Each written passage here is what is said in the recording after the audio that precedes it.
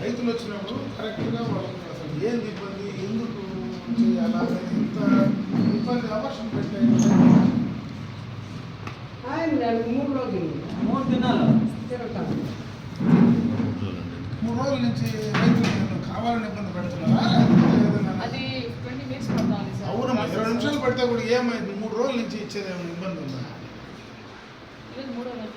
అవునమ్మా, 11 రోజుల నుంచి 3 రోజుల నుంచి రైతులు వచ్చి నీకోసం పని పడవలు ఈ క్రాప్ కాల అది ఓటీపీ చేయాల్సిందే. ఆయన చేయాలి. మరి ఎందుకు చేయలేదు? అది ఆన్లైన్ లో ఓటీపీ రాలేదు సార్. అవునమ్మా, ఎందుకు రాదు? ఒకరికి రాదు, ఏదైనా ఒకరికి అందరికీ పోతాయా? అట్లేం లేదు సార్. మరి అందరూ అదే కదా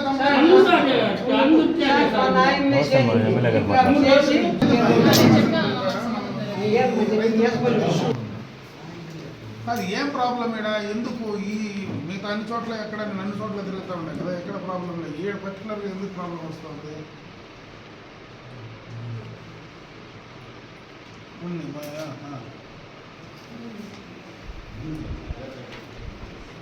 ఓకే,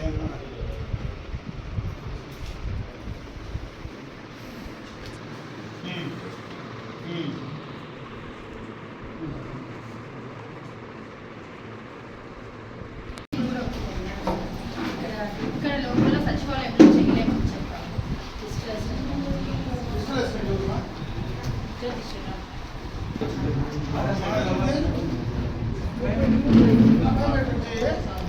అంటే బయోమెట్రిక్ అనేది మన దగ్గర కూడా ఉంది సార్, మన కూడా ఇచ్చారు. కానీ అది తీసుకోండి సర్వర్ ఇష్యూ అదైతే జరుగుతుంది. బయోమెట్రిక్ ఆప్షన్ కనిపిస్తుంది.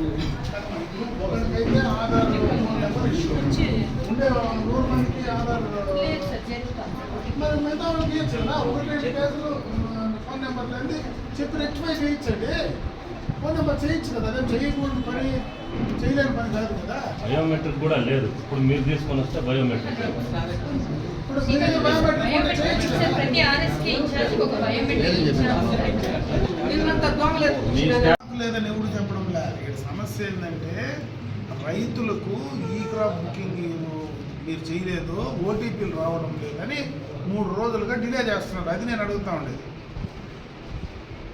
దానికోసమే కదా కూర్చొని ఉండేది. లేదంటే నేను ఆఫీస్లో కూర్చోన్నాను కదమ్మా.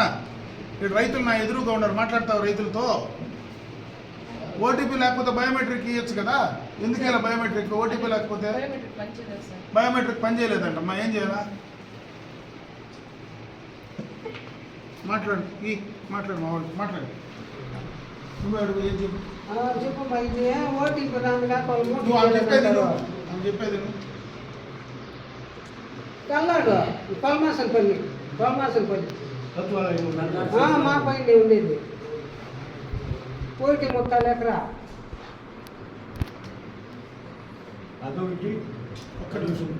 ఆధార్ నెంబర్ చెప్తే ఓటీపీ వస్తుందా?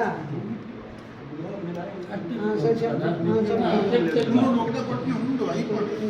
మీరు ఓపిక 2 నిమిషాలు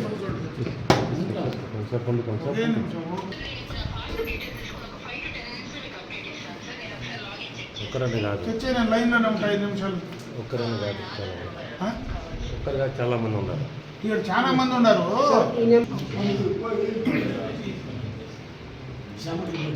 ఫైవ్ 5691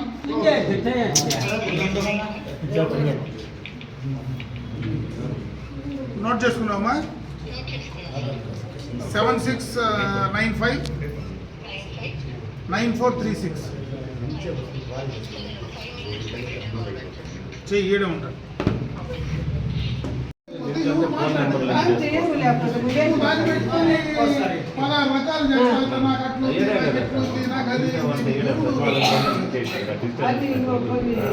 ముందు ఇచ్చిన ముందు యూరియా రాలేదు, ముందు 2 యూరియా ఇప్పుడు ఇస్తున్నారు. అవన్నీ క్లియర్ చెప్తా బయోమెట్రిక్ ఇచ్చేది నువ్వే చెప్పింది.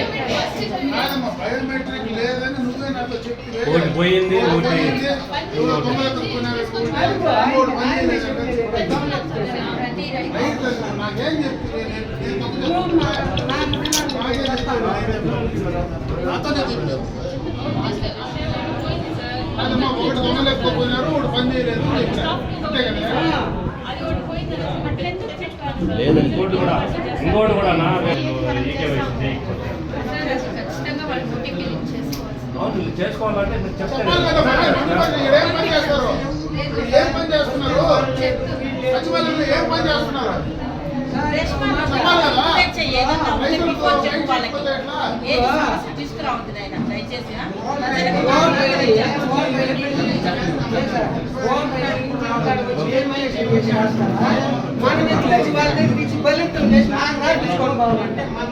మనం వచ్చి ఎత్తుకొచ్చి వాళ్ళని నడుపుకొని రాపించుకొని పోవాలంట.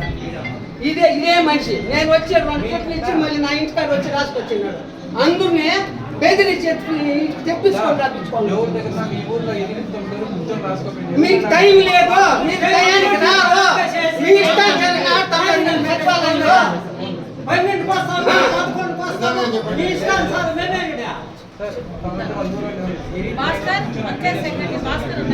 నేను వచ్చినాడేం చెప్పి నేను నాకే ఏం చెప్తున్నా అన్ని చెప్పని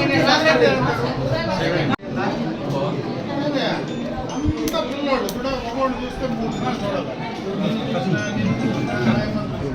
ఏం మీకు ఇబ్బంది పని చేయడానికి? ముసలోళ్ళ, కుంటోళ్ళ, గుడ్డోళ్ళ మీరు బాగుండారు కదా, ఏం ఇబ్బంది? ఇంతమంది రైతులు అవసరం ఉందంటే మీరు ఎందుకు పని చేయట్లేదు?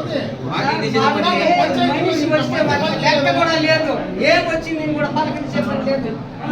అంత ధీమా వాళ్ళు. ఇంత వయసులో ఉండే పిల్లకాయలు మీరే పని చేయకపోతే ఎవరు పని చేస్తాడు? ఉద్యోగం ఇచ్చింది మనకి ఎందుకు మనం జీతాలు తీసుకుంటున్నాము?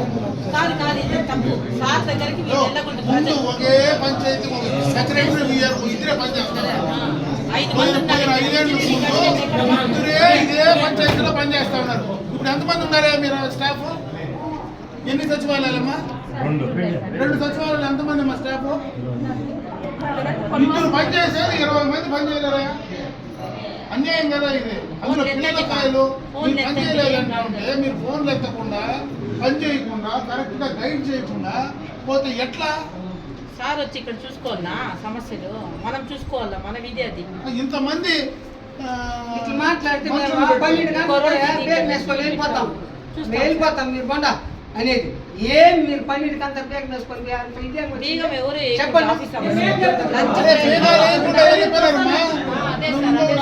చెప్పు. ఎవడు బేగా లేకుండా మీరిద్దరే కదా సచివాలయంలో దానికి సమాధానం చెప్పండి. నేను నిరూపిస్తున్నా బేగ వేయకుండా పిల్లలు వచ్చి బేగాలు వేసుకొచ్చిండేది నేను నిరూపిస్తున్నా. ఇప్పుడు వన్ పిల్ల వన్ బాల్కన్నా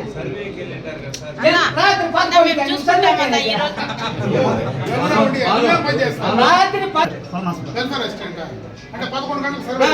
11 గంటలకు వచ్చి బేగం వేసుకొని పోయినామా? 11 గంటలకు రాత్రి పోయిండేది. పోగులు కాదు, నైట్ లో 11కి. ఏందబ్బా ఇది? ఏంది మనం ఎందుకు జీతాలు తీసుకునేది? ఇంకా రేపు అసిస్టెంట్ మొత్తం ఎవడో నేర్చుకుంటుంది అనుకో, ఎవడు మీద వచ్చింటుంది ఈ ఊర్లో మీద వచ్చిందండి. సీరియస్ గా తీసుకొని కలెక్టర్ ఫోన్ చేస్తా. సీరియస్ గా తీసుకొని చేసి కంట్రోల్ చేయకపోతే చేయండి, లేకపోతే సీరియస్ గా యాక్షన్ తీసుకోండి. Take what ever the action. చాలా మోసంగా రైతులు రోజు సీరియస్ అయితే సార్ నేను రోజు ఆ రోడ్లో వచ్చినాను కాబట్టి సరిపోతే తెలుస్తుంది. మీరు ఈ రకంగా చేస్తూ ఉంటే పబ్లిక్ ను మీరు కావాలని ప్రభుత్వం పైన రెచ్చగొడుతున్నారు అని అనుకోవాల్సి వస్తుంది. మాకు నెలకు నోటు మాకు పంపిస్తే లేకపోతే మాకు సరైన సమయంలో డిస్ట్రిబ్యూషన్ జరుగుతూ ఉందనేదా చూసుకోండి. వీళ్ళు తెప్పించాలి కాదమ్మా, వీళ్ళు కావాలని తెప్పించుకుంటే కదా. ఒక నిమిషం అండి.